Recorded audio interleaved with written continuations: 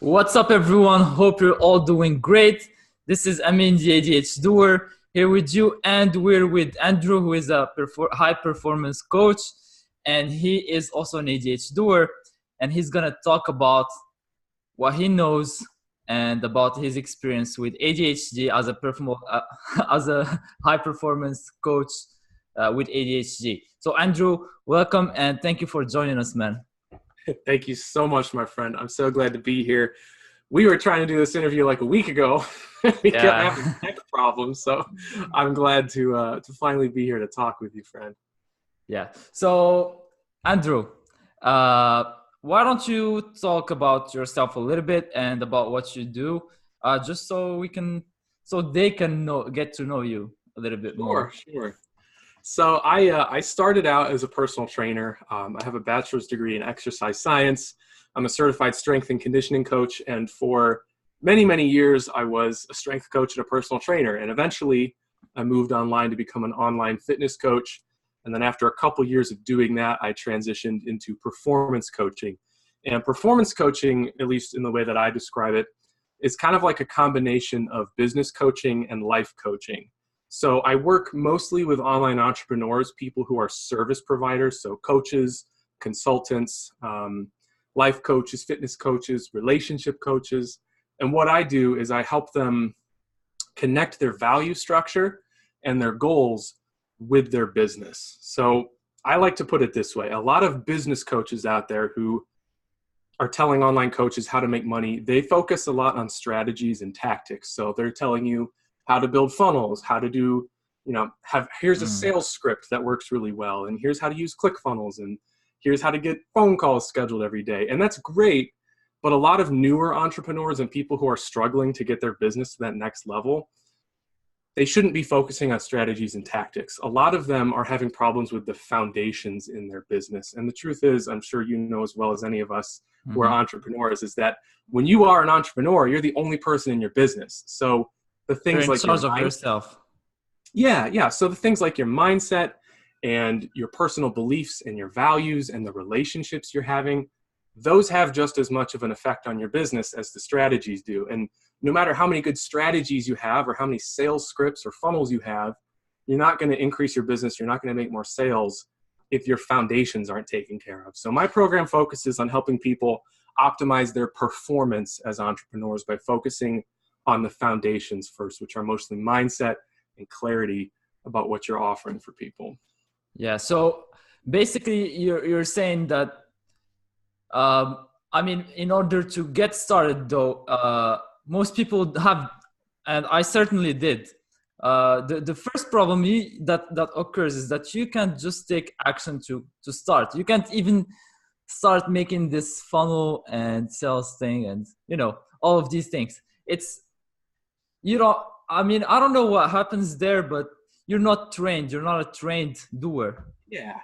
right? Put it this way. When I hired my first business coach, it was $7,000. I borrowed money from my dad and I went into credit card debt to hire this guy. And he taught me so much about building an online business. He's really focused on systems. And he taught me how to get phone calls. And I needed phone calls to make sales. But the problem was when I was actually on the phone call trying to get the sale, I wasn't confident because I didn't believe in myself. I had low self-esteem. I had a negative mindset. I was scarcity minded. I had money problems. And I wasn't actually confident that my online coaching was good enough to charge what I was charging. Yes. So I could have gone on and read as many books as I wanted, watched as many webinars as I wanted, kept hiring business coaches, but the strategies weren't the problem. The Hmm. problem was my foundation, which was my mindset and having clarity about my offer.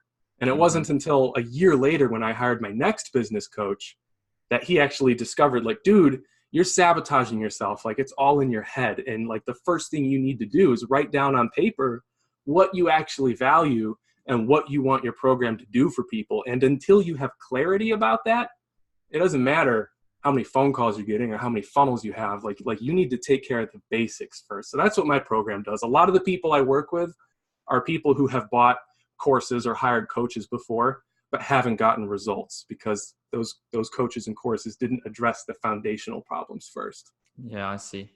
So where did you learn about this? Like, was it like with this coach, or I mean, was this something you've had since you were a kid, or like you were interested about since you were a kid, or was there like a process of discovering what you like, or discovering what you don't like, taking action and then being like, oh man, no, I don't like this, and then taking action until you found the sweet spot?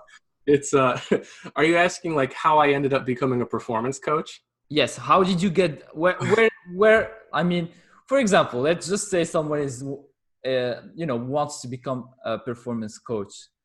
What would they need? Where could they learn, first of all? Where would they start? Yeah, I gotcha.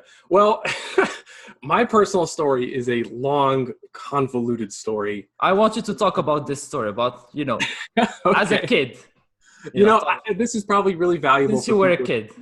because a lot of people probably have stories similar to mine. So I'll go through it.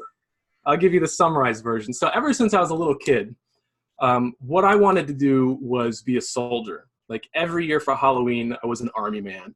I constantly played army with my friends. I played the army video games. When I was in high school, I played airsoft, and I had all these tactical uniforms and these fancy airsoft guns. I was obsessed with the military.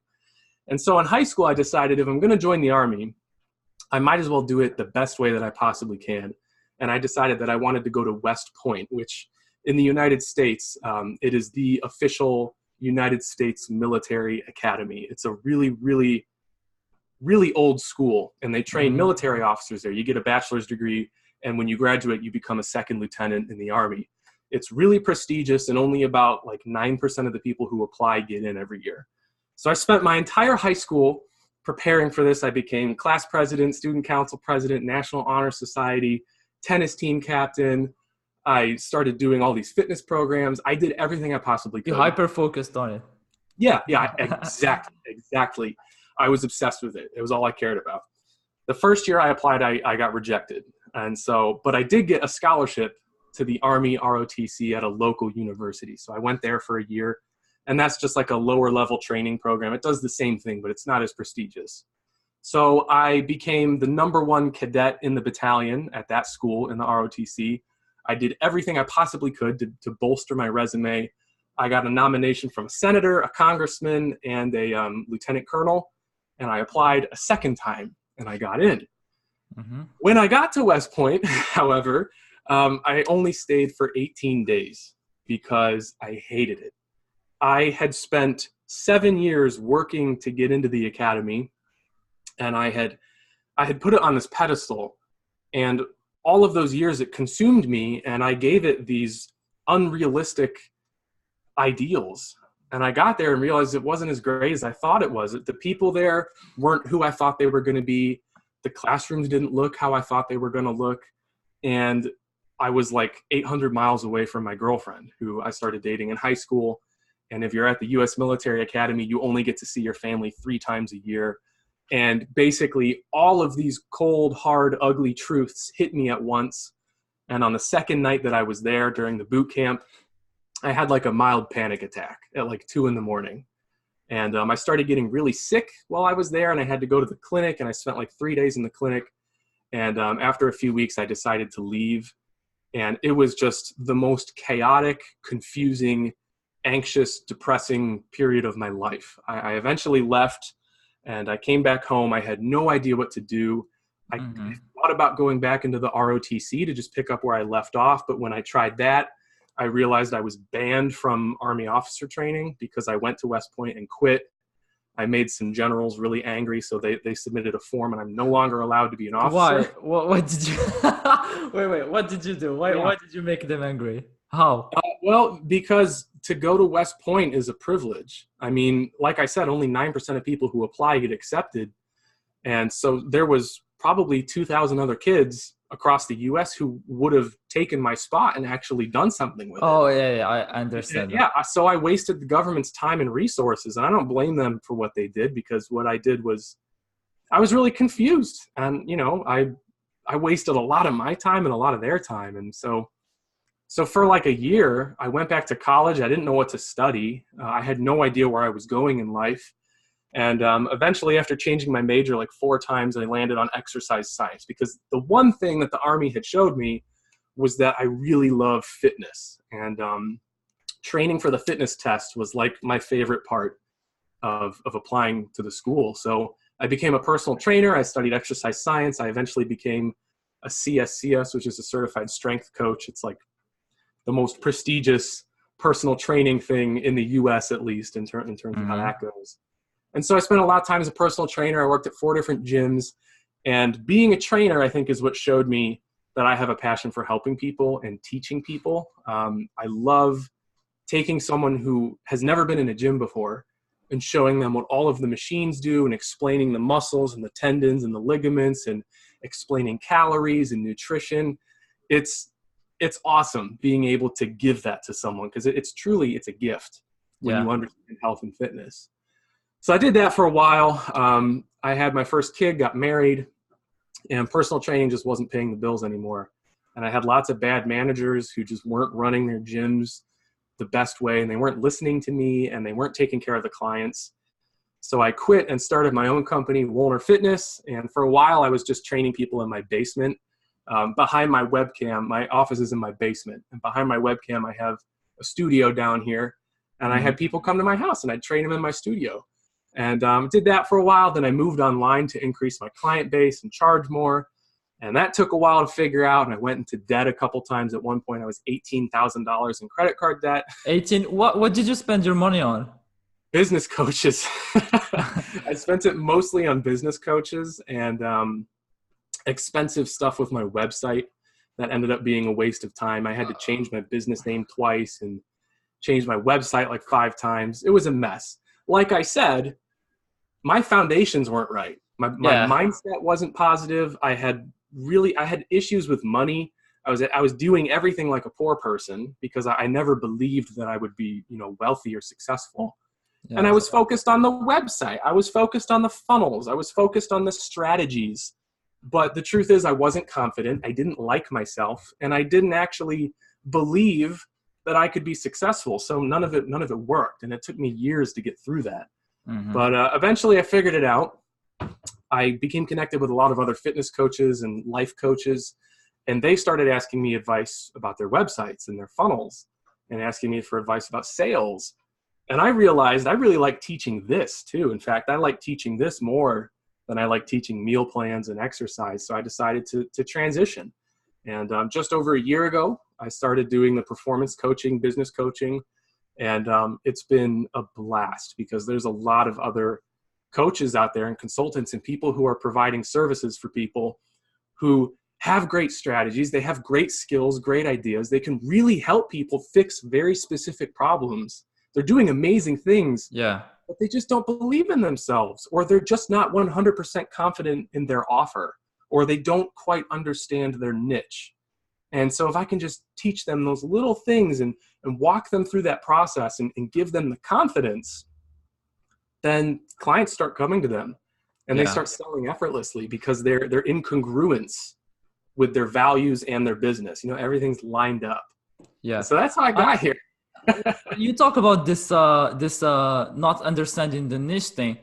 I mean, it's mind-blowing how much people don't. I mean, when I was a kid, I thought that everyone in business, obviously understands the ins and the outs of it. But right now, as I'm growing up and as I have like more experience in this, I can see that most people don't even understand what their value proposition is. And this hurts people from scaling and growing. And I still deal with this problem too, because I'm indecisive sometimes, and sometimes if I want to focus on something, I gotta put, for example, I'm going to focus on people who have ADHD and are entrepreneurs only. Let's just put this as an example. Yeah. The next day, I'm gonna say no. I'm gonna focus on all the people who have ADHD. They need the knowledge that I have to, that I could procure them with. And then the next day, it's another decision, and it keeps changing. It's a problem that I deal with it. But what I've been able to do is I wrote it in like several pieces of paper, and I should see it every time. So for example, whenever I just forget, I try to take a new or make a new decision. I just look at those papers and be like, no, let's just do this first and give these people value, as much value as possible, and see to which extent it could grow. And then maybe I could I could do something else. But this not understanding your niche is a really important problem, and it causes lack of clarity, and lack of clarity is it's I mean, every single new entrepreneur, especially someone who's a service provider, the niche is so important. And I think the reason a lot of newbies, they go niche hopping is because they're scared of losing out. It's that scarcity of missing out. Yeah, if you pick like a really specific niche, like entrepreneurs with ADHD, that's very specific, but it's still a huge audience. I mean, I would venture to say there's probably tens of thousands of people in that niche. But part of you, the part of your brain, the reptile brain that is still based on fear and past experiences, it's going to be telling you, well, what if there's an entrepreneur who doesn't have ADHD, but maybe he has anxiety? I could still help him too. I should loosen up my niche a little bit to make sure I don't miss out on him. And then you do the same thing for people with this condition and the people who fit this criteria. And before you know it, yeah. What if it's someone who has ADHD and is a doctor? Yeah. What if, you take some, it's something I dealt with in the first months of starting ADHDoers. Mm-hmm. Yeah. So, were you gonna continue something to the story, or that was it? I was just gonna say, like, if you're still struggling with your niche, I think the most important thing is getting proof of concept. So if you can choose a niche that you feel relatively good about, and you're certain that it exists, and you've researched it a little bit, and you know you can help these people, the most important thing for you to do, like right away, is to just get proof that this niche exists and that it works, which means finding people who are in that niche, bringing them into your program, and delivering them the promised result. Mm-hmm. If you can do that for like 3 to 4 people, then you have proof that your niche is valid and that it works and that you can get results and you can make money. And for a lot of people, that's all they were missing. Once they have that proof, they feel secure and they can go forward with it. Exactly. The problem is a lot of people, they're like thinking so much, but they never actually get to testing what they pick. And that's what causes those cycles and that, that repeating behavior. Yes. It's really a lack of taking action. So, I was gonna ask you, when you talked about coaching. So when you talked about the fitness coaching, I was gonna ask you about. This is an unrelated question, by the way. Sure. The people you coach, how good are people in staying consistent with the program? Usually, for like an online fitness program. Yeah. It's kind of tough. It can be pretty tough with some people. Really? The thing about in-person personal training, in-person fitness coaching is the coach is there. If you don't show up, you get charged for a session that you didn't use. The other person's waiting for you. Like, he's there with you, walking you through it. When you have an online trainer, it's completely different because you have that anonymity. Like, you can hide behind your screen and not do your workouts. You could even say you did it and not do it. And the trainer might not know. So when you're an online fitness coach, keeping your people accountable is really tough. And that was definitely one of the big things that I struggled with. But it just comes down to communication. Especially I think with your ADHD. I mean, to keep track of these people not doing their thing or I mean, doing it, it must be hard because I mean, it's stressful to think about other people and what they and whether they did something or not, right? Yeah. What I did most of the time was I had a running list of all of my clients, and every day at 9 a.m, I would sit down and I would message each of them and just ask them how yesterday's workout went. Well done, man. Some of them would schedule a call to talk about it. Some of them would say it went great. I feel good. My legs are sore. And then other people would ghost me and not say anything. And every time they would ghost me, I'd write a little check mark. And if they kept ghosting me for a period of time, I would call them and get them on the phone and be like, hey, man, it's been 3 days. Like, what's going on? And that was that was the best thing I did as a coach, was the accountability. Because if you just let them go, they're going to drift off. They're not going to get results. They're going to get unfocused, and you're going to stop getting paid. But getting them on the phone when they're having a moment of weakness, that was the key. Exactly. Because I could get through what they were struggling with. Yeah. Yes. And your reputation at the same time gets hurt. Exactly. Yeah. And that's super important. Well, you've done your job and they didn't. Yeah, exactly. So do you think everyone can perform at their peak like all year long or not? I mean, is it a state that you can manage to stay in during a whole year, for example, or several years, while being very efficient? No, not at all. I think there are a couple people out there who, I don't know what you'd want to call them, maybe enlightened or people who have found their way. But I think the process of getting to a point where you understand yourself enough and you have enough self-awareness to know when you need rest and to be able to identify what's going on in your mind, identify what's going on in your body, where you have good enough routines that you can be consistent throughout the year. To get to that point probably takes decades for the people who get there. And I think most people never get there. But I know that for me, myself, I can perform at my peak about 70% of the time, 60 sometimes. Mm-hmm. Well, I've gotten to a point in my life where I don't expect that anymore. I don't expect 100% perfection. And I've come to a place where I'm okay with letting myself just take a break. Like if there's a day where I'm like, I'm tired, I'm exhausted, I don't know if I did something wrong. Like maybe I ate bad food yesterday, or maybe it's because I skipped a workout. I don't know. But like today I'm going to rest, and I'll take that time to like journal and meditate and read some books and write in my notebook and make my lists.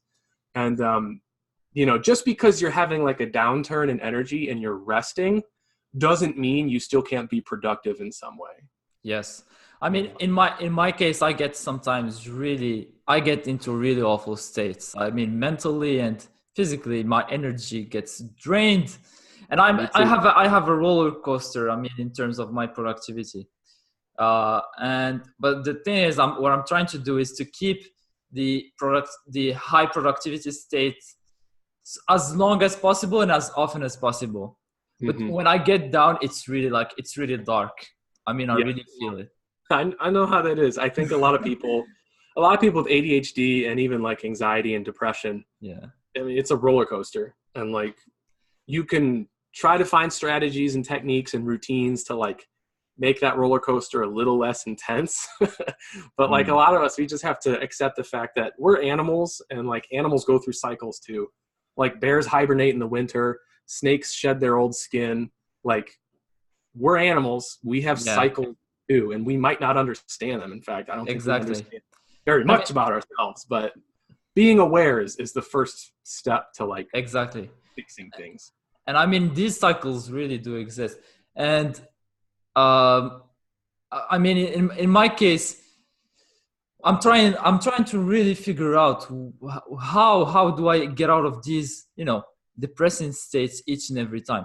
And but I made advancements, though. I know right now that I get into these cycles. I mean, I get into this, down state when I don't feel like something is moving, when things get paused for a while, for a week or so, and I feel like there's no advance. I'm not moving forward.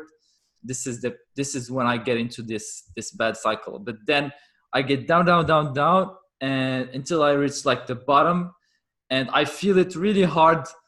And one day comes, and then I'm like, no, I gotta change myself. I decide to change myself the next day, and again, another cycle of moving up for a few months, weeks, days.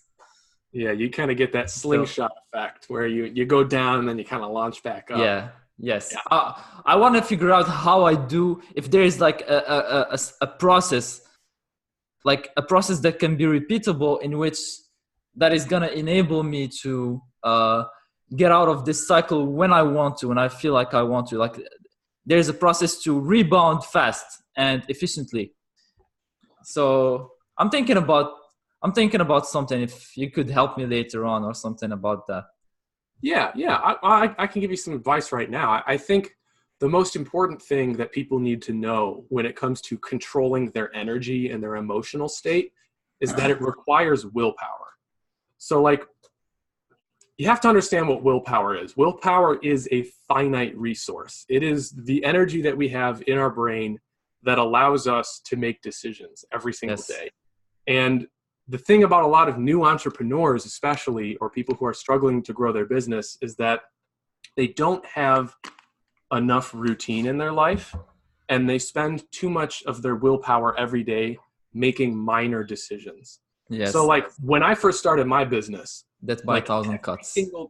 Every single day, I had to decide, okay, I need to work out. What muscle groups am I going to work out? When am I going to do it? What am I going to eat before I work out? When am I going to take my shower? And when am I going to start working? And what do I need to do when I start working? Which and what supplements to get? Which supplements to take? Yeah, exactly. I mean, the list is endless. I could keep going. And every day I would wake up and have to answer those questions. And just think about how much energy that takes. Yes. Because you sit there and you have to go through all your choices, go through your options. You know, what did I work out yesterday? I did legs. Okay, I could do chest today, but I could also do back. Which one should I do and why? And it takes all of this time and energy. Yeah, and then, I talked about this when I asked you about the blog, about your website. I talked about it in the blog, if you remember. When I asked about your website, so I can mention it in the blog. You didn't read it yet? No? No, you might have to refresh my memory. So when I talked about productivity, the blog about productivity. Oh, yeah. Yeah. Yeah. Did you read that part? No?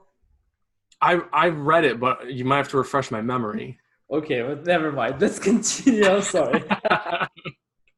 Well, basically all I was going to say is that you're wasting all that time and energy on making these little decisions that really are of no consequence in the end. Yes. They don't actually contribute or get you that closer to your biggest goals. So the biggest thing about getting out of low emotional energy states is you have to have enough willpower to do it. Because if you're feeling depressed, if you're feeling anxious, if you're feeling stressed, there's something going on in your brain, a negative feedback loop, where you're having these automatic negative thoughts that are reinforcing themselves, and it's causing hormonal changes. You're losing dopamine, you're losing serotonin, your cortisol's going up, your epinephrine's going up, and you're getting an imbalance. And in order to turn that around, you have to stop that negative thought cycle and create a positive one.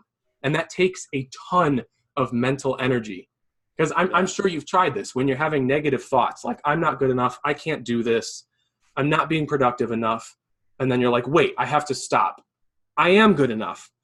I can do this. And then your brain automatically goes back to negative, and you have to fight it. It takes a lot of energy. And if you're wasting all your energy on these tiny decisions, you're not going to have anything left. So the biggest thing for turning around those low cycles and being able to change your emotional state at will is to have good routines. I can't overstate that. Have a routine every day so that you know exactly what you're eating for breakfast. You know exactly when you're working out. You have a workout program written down. You'll never have to ask yourself what muscle group you're doing. And you have all of your, like, let me show you this. Oh, my chair's in the way.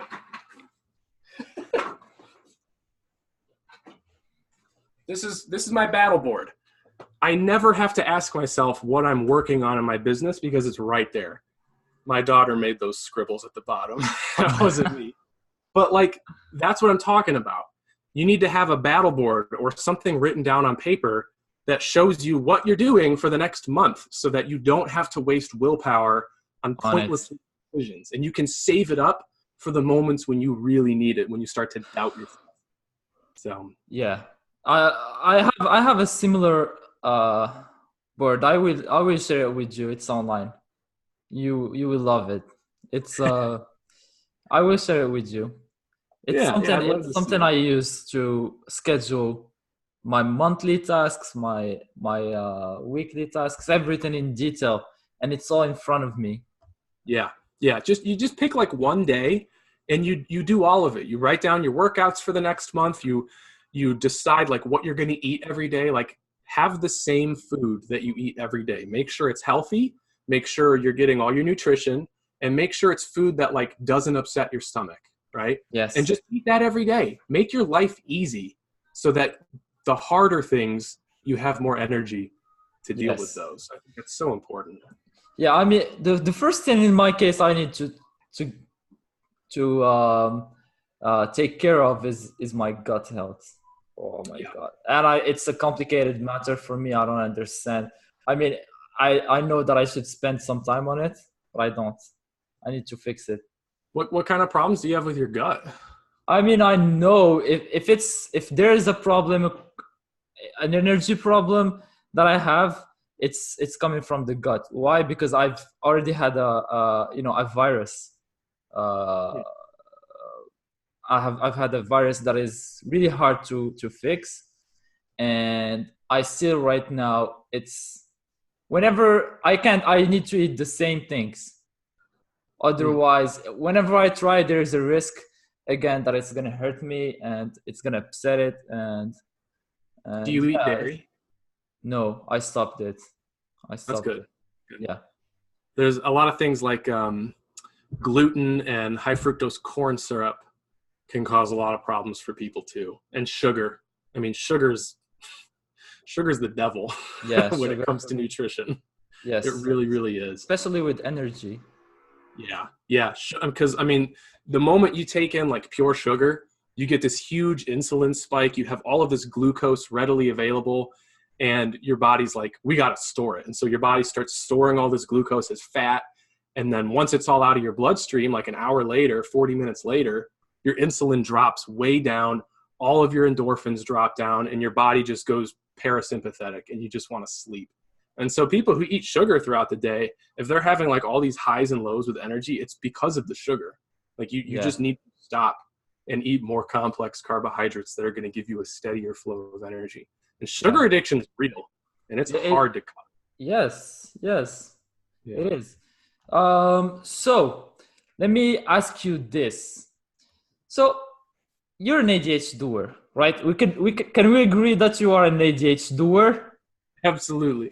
So tell us how an entrepreneur, an ADHD entrepreneur or ADHD professional can start right now to become consistent with their work, with his or her work, and focus.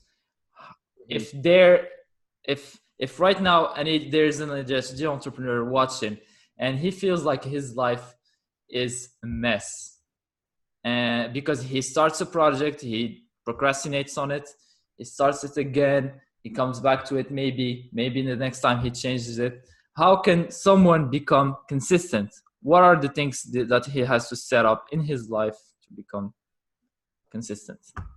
That's a great question. And I think a lot of people are going to argue about what the best answer is.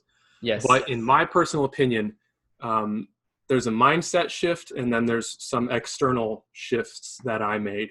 And the mindset shift had to happen first. And this is what that looked like. When I was first diagnosed with ADHD, I went to the psychologist because I was having a lot of trouble focusing. I couldn't get my work done. I was procrastinating on everything. There was a client that I had. I let one of my clients down. I missed a deadline. And like, it was completely preventable. And I had to apologize and fix it and make it right. And that was the line. I was like, something's wrong with me. I probably have ADHD. I need to go get diagnosed and maybe get medication to fix this. And so you can see in that mindset, and take this with a grain of salt, okay? Because some people might not like what I'm about to say, but I was acting like a victim. And I was acting like ADHD was something that was going to control me. And whatever I did with my life, I had to make sure I was responding to the ADHD. And a year went by. I tried 3 different medications. They gave me mood swings. They gave me anxiety. Some of them worked really well, but I would get these huge crashes at the end of the day. And the medications honestly scared me. And I got so fed up with changing psychiatrists, changing medication, that I decided like, I have to start looking for alternatives. And so that was where the mindset shift happened.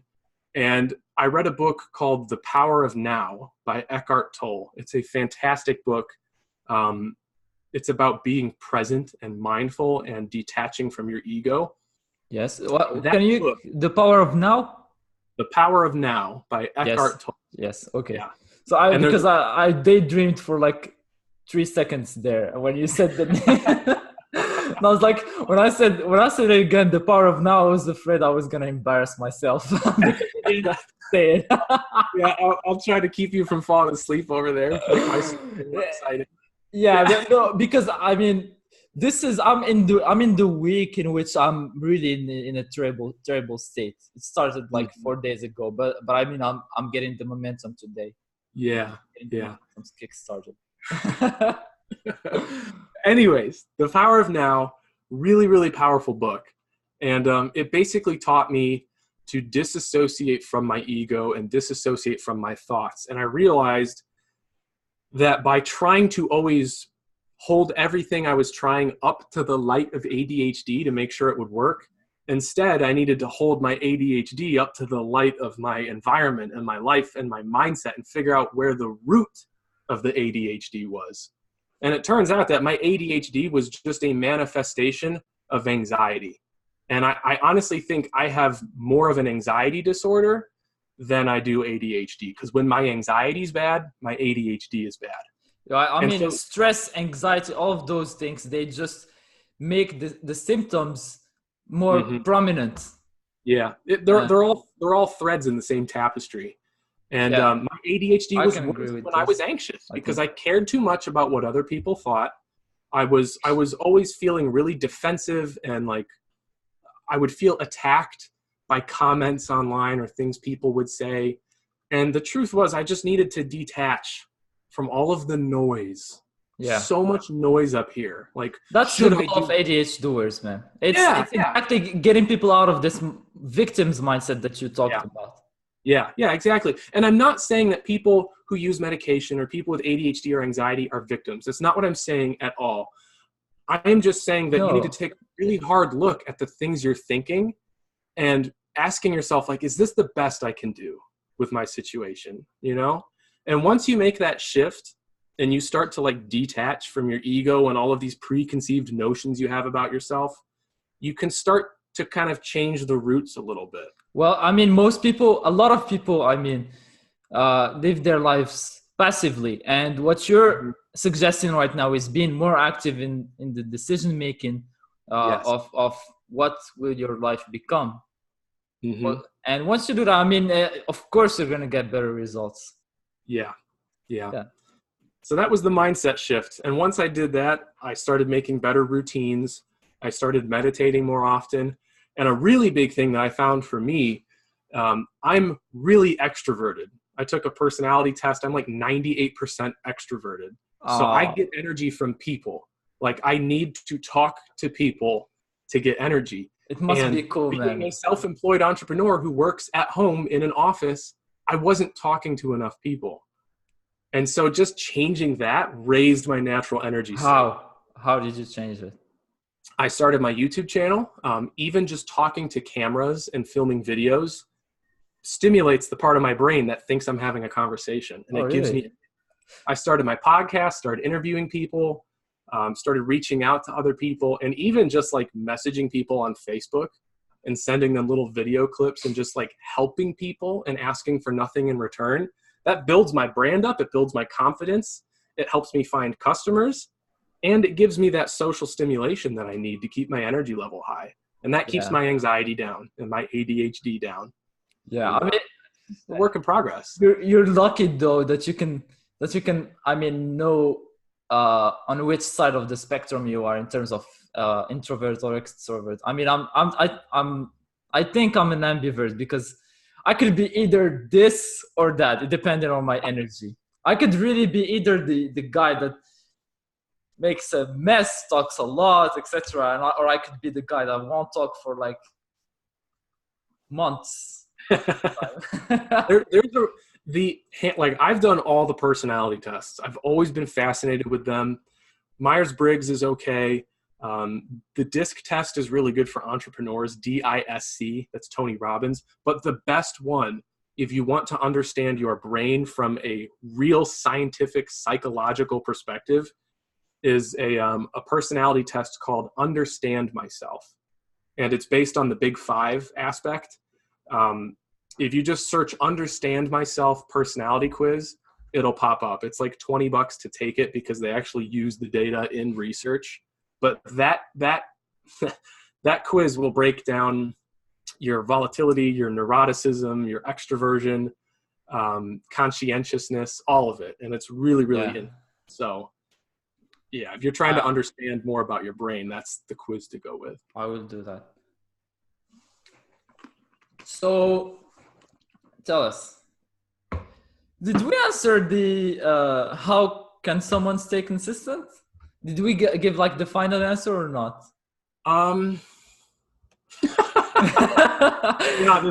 This is an ADHD. This is an ADHD moment. I think my final answer was you just have to make the shift in your brain that you're in control and create routines and do things every day that give you energy. Yes. Okay. Yeah, that's my final answer. That's the answer in a nutshell. So, how could someone do basically with the decisive answer about this? We want. So what a sentence! Did you hear the structure of the sentence, man? So, how could an ADHD entrepreneur, in your opinion, deal with lack of energy? And is the overthinking, the overthinking and being hyper inside your brain and thinking about this and this and this idea, is it something that drains the energy or not? The physical energy? Could it potentially, right? Yeah, absolutely. So how can we deal with lack of energy caused by this? Well, like I said before, the willpower is a finite resource, and the more time you spend running background processes and listening to that background noise, the more willpower and the more mental energy you're going to run out of. So like some of the big changes that I made was I started doing more cardio. I run 3 miles every single day. I ran my first half marathon last month. So like setting little goals made it more exciting. Did it affect your energy or overall energy? Absolutely. No, running. Okay. Yeah, I've lost about 10 pounds. My body composition has improved by about 1.5% since I started. And I feel healthier. And like that, I think a lot of the times the way we feel about ourselves is not necessarily a fact. I think a lot of the times it's just our perception, right? And if you feel lazy, if you feel out of shape, if you feel like you have ADHD, those things are going to be amplified. But if you can get yourself in a state where it's like, no, I actually feel healthy today. I feel energetic today and I feel focused. And you tell yourself that, it's going to change that energy a little bit. Like it can change your energy, or just even standing in front of the mirror and fixing up your posture. And, there's like this power pose or something I read about a year ago or something like that. Yeah. Feet apart, hands on. And I do it. You just look at yourself in the mirror. and I sometimes act like a gorilla. I just and it gives me energy. Whatever works for you, man, right? And dancing in the morning before going to the gym, putting on some good music and just sitting in front of the mirror and dancing. This is something that boosts my mental. But I mean, when you talked about cardio, would weightlifting do the same thing, or is it something that could just drain you more, in your opinion? Well, you need them both. Well, this is a nuanced answer. I mean, physiologically, they are different in many ways, and you should try to do both for different health reasons. Like, for example, weight training makes you stronger, increases your bone density, and it's healthier for your ligaments. Cardio is better for your cardiovascular system, makes your heart healthier, increases your VO2 uptake. Like, there's all these technical reasons you should do both. But I have found that weightlifting makes me more tired. So I do cardio when I need more energy. And on days when I just want to focus on getting stronger and focus on my health, I'll weightlift but I'll try to do it after my work, because when I lift weights, like I crash really hard. An important thing to do is always eat carbs after your workout. A lot of people are just like, yeah, eat protein after you work out. That's important, but you just used all of the glycogen in your muscles, all of your blood glucose is depleted. Make sure you eat carbs after a workout so that you can replenish what you used up. You'll feel a lot better, especially if you're crashing after workouts. Yeah. And I mean, I have crashes even after eating carbs. I don't know if others have it or if it's just related with the virus problem. But I mean, when I eat carbs, it's draining for me. I mean, it makes me tired. I want to sit down and just do something in which I won't have to think. Yeah. Maybe watch videos on YouTube or something. You might have a low tolerance to carbs. What's your ethnicity, if you don't mind me asking? More ethnicity. I'm Arabic. I'm an Arab.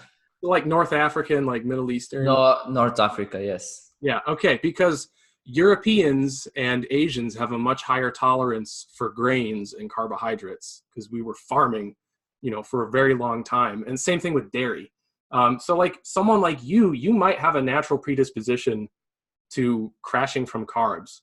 So you could try something like keto, like the keto diet, and just remove carbs. It works really well for some people. I tried it for a while, but I couldn't sustain it because all of those things that are related to food, etc., they're not my cup of tea, as I said before. But it worked for me. And I was like, okay, when I make a lot of money to get a chef and get a coach that could just take care of this part of my life, I will do the keto diet. Otherwise, I can't right now. Yeah, there's some really great meal prep companies, and they'll ship like frozen meals to your door, and you can do keto, you can do vegan, Not in here. That's a great solution. It is expensive though. Yeah, but they're not. We don't have them yet in here. Oh, really? In Nice, in my city, I looked for it. Huh. I don't have them. Yeah. So, what are the main things that lead to procrastination? Is there like a specific way of thinking, or is there a specific thing that leads to procrastination all of the time? A specific process, that we do unconsciously and makes us procrastinate. Procrastination is super interesting, and there's a lot of different things I could say about it, but I actually just recently posted a video on my YouTube channel about procrastination because there's one strategy that really worked well for me. It might not work for everyone, but I have found that when I procrastinate, it happens because I believe that I have enough time before the deadline to mess around. Yeah. And so what I do to fix that is I increase my time demand. And you do that by like, if you have a project due by Saturday and it's Wednesday, and you're like, I can mess around, it's only Wednesday. I can mess around, it's only Thursday. And then Friday night you're scrambling. What you need to do is instead fill up your Wednesday and Thursday, fill up your Friday with events. So like schedule podcast interviews, film some videos, set up a lunch date with your friends that's going to take up 3 hours. And all of a sudden, you don't have so much time. And your prefrontal cortex can no longer rationalize messing around because I've only got 4 hours to work on Wednesday and I've only got 2 on Thursday. I better get this thing done now. Yeah. And so that's helped a lot of my clients. It helped me. Just increase your time demand. If you're procrastinating, your schedule isn't busy enough for some people. Okay, I see. Yeah. Yeah. Well, for some others, if the schedule is busy, is too busy, they might just hate whatever they're doing. Yeah. If your schedule's packed and you're still procrastinating, then there's something deeper going on there. And I would recommend going back and starting with your values, because if your schedule's packed and you know this needs to get done, but you're still not getting yourself to do it, maybe you just hate doing it. Maybe you're not doing the right job. Maybe you're not in the right career. You need to look at what motivates you, look at your values, and make sure that the basic things are in alignment. Because that could be a deeper problem, I think. Yeah, you're right. You're right. So how do you manage your time? How do you manage your time How do I personally? manage my time? Yeah. Pretty generously, to be completely honest. Yeah.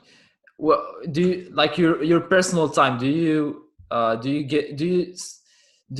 program your personal time? You know what you're gonna do apart from work or not?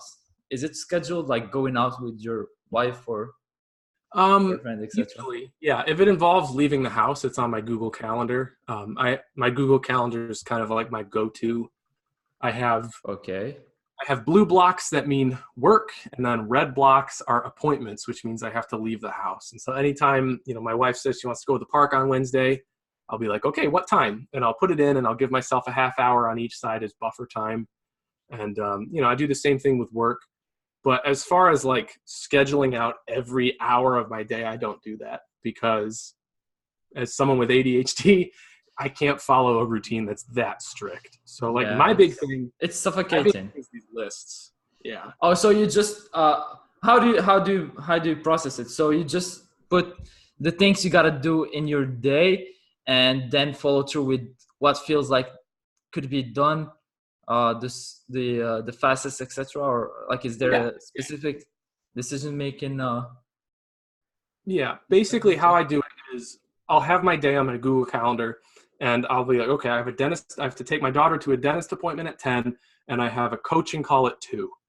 And then like I'll have some time in between and some time after. And so in the time in between, I'll be like, okay, I'm going to work between 11 and 1. And I'll turn around and I'll look at this and I'll see, okay, what's next? Because like right here, I have my program, my beta test I'm working on, my podcast, my YouTube channel, and my advertising campaigns. And so if I have a work block set aside, I'll be like, what's the most urgent? Ad campaigns. I'll see what's crossed off. I'll see what's next. And I just do what the chalkboard tells me to do. Okay, I see. Yeah. And is it working out perfectly for you, or does it Not have? perfect. Yeah, it's not perfect. There are days when I'll look at the chalkboard and it's not immediately clear to me what's a priority. And sometimes I'll spend too much time trying to decide. And my goal right now is in those moments to catch myself and update the chalkboard. Because if it's not immediately clear to me, then I need to update it because I've completed stuff and I don't know what's next. So it's, I have to religiously stay on top of my Google Calendar and update my lists. But if I can do that, I'm usually able to transition between appointments and work relatively smoothly. Mm-hmm. Okay. Do you have enough time, or what? Are you looking at? We're I good. thought you were looking at the time or something. No, I have dual monitors, so like my camera's up here, but my face is over here. Okay. I should have said that at the beginning. I'm sorry if you thought I was. No worries. So, because I usually don't say how much the interview is gonna take, because I bring an ADHDoer in here, and whenever I ask a question, there's like a really long answer that follows, and it's great. Yeah, it makes as long as it takes, right? Yeah, it makes the conversation and the interview really packed and interesting, and I love when this happens. I think long form content is catching on. I think people are tired of 20-second sound bites and 60-second limits on Instagram. People like this kind of content, so yeah. Especially those who are interested in, who have a goal in front of them and they want to reach it. They'll watch something long if you have to have that tolerance. Enough. Like, yes. You're not going to reach your goals if you're looking for a 60-second answer. Yeah, that's true too. Yeah. So what do you think about the hustle mindset and the no excuses mentality? You have the big goal right there and you just go in no matter what. Do you have to strategize, manage your life, keep it a little bit balanced from here, here and there, and have clarity about where you're going? Or do you think the other type of mindset off? hustle and do whatever it takes until, I mean, don't sleep for The Gary Vaynerchuk don't mind. sleep. Yeah, put 5 pieces of content every day and don't sleep Yeah. until. I got your question. I understand exactly what you're asking me. And despite having the hustle poster behind me, let me just say this: the word hustle and the word grind, they need to go to the word graveyard because they were murdered in 2019, and they don't mean mainstream. It doesn't mean what it means to me. I have that poster up there because a long time ago when I struggled, I would go upstairs to distract myself. I'd go get food. And every time I go up the stairs, I'd have to look at that poster and ask myself, are you hustling? And the answer was always no. So that's why that's there. But as far as like the hustle grind entrepreneur mindset goes, I do not prescribe to that. I think there is a very small number of people in this world, probably like 0.3% of the population, who are like Gary Vaynerchuk, who are like Tom Bilyeu, who are like Grant Cardone. And these people... Now, Tom Bilyeu is someone who thinks like you. Yeah, he's a little more relaxed, but like even he just like, and I don't hold this against him at all. I respect Tom Bilyeu tremendously, but even he forewent having a family because his business is more important. I'm not like that at all. Yes, my family will always come first. But for that 0.3% of the population who they live to hustle, they live to work and make money, that's awesome. It works for them. It doesn't work for me. It doesn't work for most people. I think the question here is people need to understand what their values are. And to me, success is way more than numbers in a bank account. Like I do not need to make that much to live my dream life. I like cars that have safety and trunk space. I don't like sports cars. I don't like a big house because they're inefficient, and I'd rather spend time with my family, and you can't do that in a house that has 12 rooms. So like, I don't need to make that much to live my dream life. So I work like 4 hours a day, 5, sometimes 6, and I spend the rest of the day with my family. And like, to me, that's success. And it's a hard thing to say in the entrepreneur space, especially when you're someone like me who is technically a business coach, because people are always looking for, does he have the car? Does he have the house? How much money does he have in his bank account? But like the question for me, like I've gotten to the point in my career where it's like, is he happy? And that's a much harder question for a lot of people to answer, I think. Yeah. Do you, so if someone, never mind, it's going to be a stupid question. I don't, no, never mind. So let's say I'm your client, right? And I'm running ADHDoers. How would you start working with me? So what are the things I need to be doing, or you will tell me to fix right away once we start in order to keep crushing it?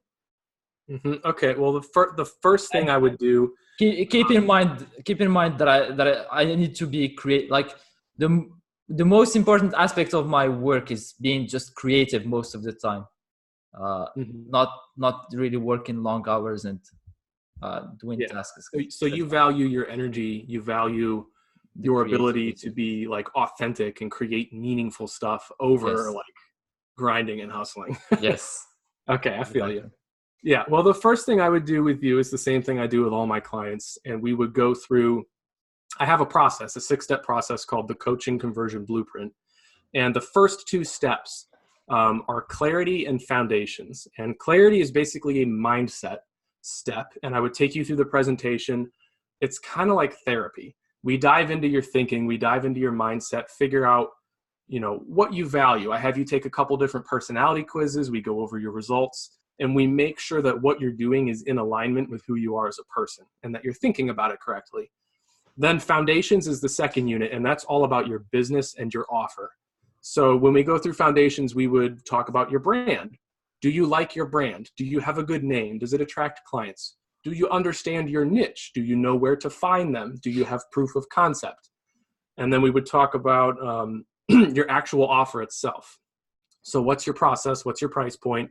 When we have those things established, we would figure out what your income producing activities are, which are the things that you do every day that actually produce income for your business. So for example, a lot of coaches think that writing 2 posts every day and posting, a really artistic Instagram photo and trying to look like an influencer is an income producing activity, and it's not. Like, how many sales have you made because of those posts? For some people, it's like 0. Yeah. The truth is, your income producing activity is messaging people and getting them to come on the phone so that you can have a consultation call. So we'd figure out what your income producing activities are, and we would figure out what your KPIs are, your key performance indicators. And these are the things that we would track as data to understand the growth of your company and see, like, how many phone calls did you get last month? How many phone calls did you get this month? If you got twice as many this month, where did they come from? What did you do differently? And how can we scale that? Yes. And then once we have that information, it's all about strategy, optimization, and systems. And we would be talking about funnels, advertising, which platforms you should focus on. Do you want to grow a podcast or a YouTube channel or a Facebook group? And that's when the strategies come into play. Most business coaches, they start right there. They start with the strategies. I don't. I start with the mindset, and then we go over your business foundations, your IPAs, your KPAs. So is it all a program that is written somewhere that you just follow, or is it something that you? I certainly have this problem. So for example, if I'm creating a program, right? Once it's created and it's systematized and it's a process, I would get bored from teaching it. You know what I mean? Yeah. I love when it's spontaneous and dealing with the problem. I don't know. This is how I feel. But do you have it as a system that you can see? And yep. Really? I have it all mapped out. I could pull it up and screen share it if you wanted me to, but it's all written out. There's bullet points, sub bullet points, and then numbers underneath each of those, and the whole process is lined out. It's literally a blueprint. I would love if you could share it with me later. Yeah, I'll definitely show it to you.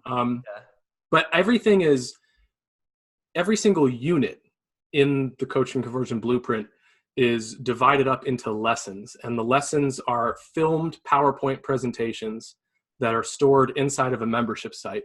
And when you join my hybrid program or you join my one-to-one program, you get a special account on that website, and you can log in and go through each of the videos and download all the worksheets. And if someone wants to join and talk to you or work with you, where can they find you, or where can they reach you?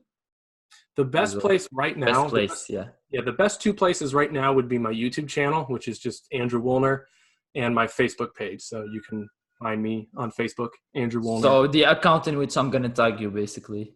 Yeah, exactly. Okay. I have a business page and a personal page. Both of them are fine. Just shoot me a message and we can start talking. I also have a website, andrewwuellner.com, but it's going through some changes right now. So I'd recommend going to Facebook or YouTube. Awesome. Well, Andrew, I'm going to ask you one more thing. Is once we finish this interview, please send me your address. Okay. All right. So I can send you your address and your size. So I can send you an ADHDoer t-shirt. Right on. Thank you for coming. Apart from that, I really thank you for this. I mean, it's the interviews are getting stupidly good. I mean, I learned from them a lot, and I've taken the right decisions in terms of the people that I brought in these interviews. So thank you for coming, man. Really. Yeah, it's my pleasure. Yeah, I've been watching a few of them, and you're doing a good job here. I'm excited to be a part of this group and see how it keeps growing. So thanks, man. I need to improve my English first a little bit. Oh, your English is great. No, but sometimes I say some sentences, man. They're weird as fuck. When I'm watching back, I'm like, okay, so where was this sentence supposed to start? I mean, I just say the end in the beginning and gets mixed up. Which accent do you struggle with the most? Like, have you talked to any people from New Zealand yet? Australia? I talk to everyone. I don't struggle with anyone. I Really? mean, yeah, to understand, right? Because I understand you better than I understand some people from New Zealand. Really? I don't know. Yeah. I think I understand everyone. Maybe there are some countries that are not understandable that I want, because I think I remember an accent that I didn't understand a while back when I was in Malta. Yes, when I was in Malta, they had a weird accent. And apart from that, I could struggle a little bit with the Indian accent, because I've had friends with me in the university who were Indian, and I was like, what? I used to, like I said what a lot of times, so many times. So yeah, these are the two accents I struggled with. So man, this drifted a lot. Thank Yeah. you for totally out of topic. Thank you for coming, man. Yeah, it was my pleasure. You take care of yourself. Don't forget to send me. And yeah, let's talk. All right. Take care, man.